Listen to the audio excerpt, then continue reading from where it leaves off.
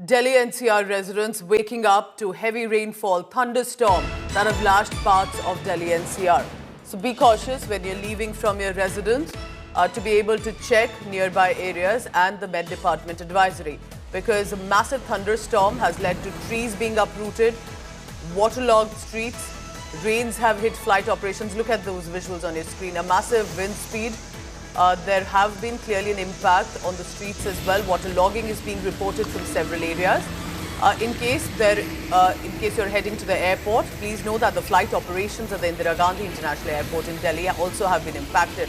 There's been a massive thunderstorm, lightning, gusty winds.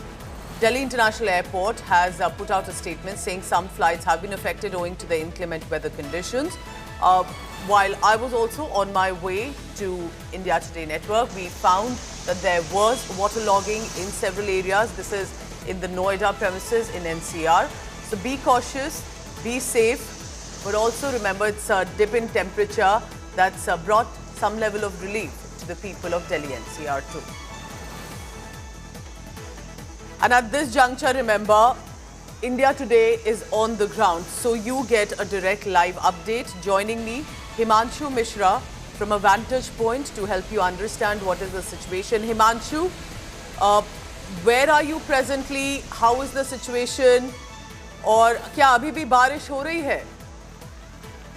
देखिए, इस वक्त मैं पूजा NH9 पर मौजूद हूँ और यहाँ की सीधी तस्वीरें आपको दिखाऊं। और इस वक्त का मौसम तो ये आप देखिए, सुबह का वक्त है 7 बजे का और सारी गाड़ियां यहाँ पर आपको अपनी लाइट्स ऑन करके चलती हुई नजर आएंगी, क्योंकि विजिबिलिटी की प्रॉब्लम है। अगर आप ऊपर देखें तो ऊपर आप देखेंगी तो अभी भी पूरे घने बादल चारों तरफ छाए हुए हैं और ये हाईवे की तस्वीर है।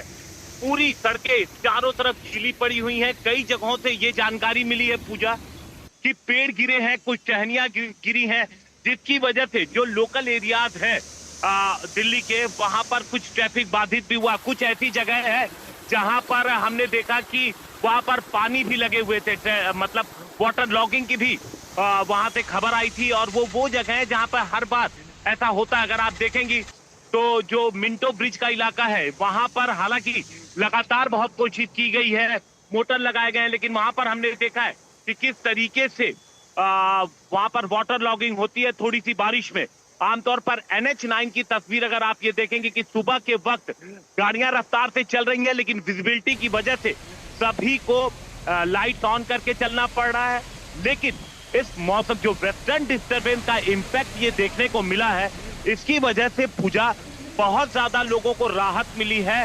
जो लगातार भीषण गर्मी पड़ रही थी, 40 डिग्री के ऊपर मैक्सिमम टेम्परेचर पहुंचा हुआ था, यहाँ तक कि मिनिमम टेम्परेचर 30 डिग्री के आसपास था। तो तकरीबन 8 से 10 डिग्री टेम्परेचर में गिरावट हुई है। ये लोगों के लिए बेहद राहत भरी खबर है।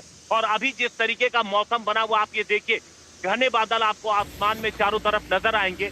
तो इसकी वजह से अभी कुछ कम से कम एक पूरा दिन क्विकली लेंगे।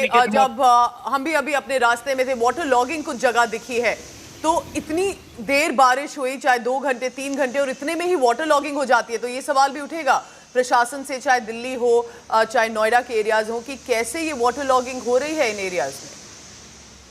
ये बिल्कुल उठेगा, क्योंकि अगर आप देखेंगी तो जो लोकल एरियाज हैं, जो रेजिडेंशियल एरियाज हैं, जो कॉलोनीज है, वहां पर तो दिल्ली NCR की अगर आप बात करेंगी तो वहां से पानी निकलने की बेहद कम सुविधा है। अगर आप इंदिरापुरम की बात करेंगे कि थोड़ी बारिश में वहां पर अच्छा पानी जमा हो जाता है, क्योंकि पानी निकलने की पूरी व्यवस्था खास तौर से कॉलोनियों के इलाके से नहीं है। लेकिन दिल्ली में कुछ ऐसे स्पॉट्स भी हैं जहां पर मेन रोड पर पानी लगता है, जिसमें मिंटो रोड है, बदरपुर का इलाका है, एक पुल प्रहलादपुर का इलाका है। ये वो जगह है, चाहे आप अगर मिंटो रोड की बात करें, पुल प्रहलादपुर की बात करें, तो ये फ्लाईओवर के नीचे डूबने से लोगों की मौत हो चुकी है। तो अंदाजा लगाया जा सकता है कि कितना ज्यादा पानी यहाँ पर जमा होता था। हालांकि This is not even the monsoon season that has hit. How and why do we have waterlogging already, especially in country's capital?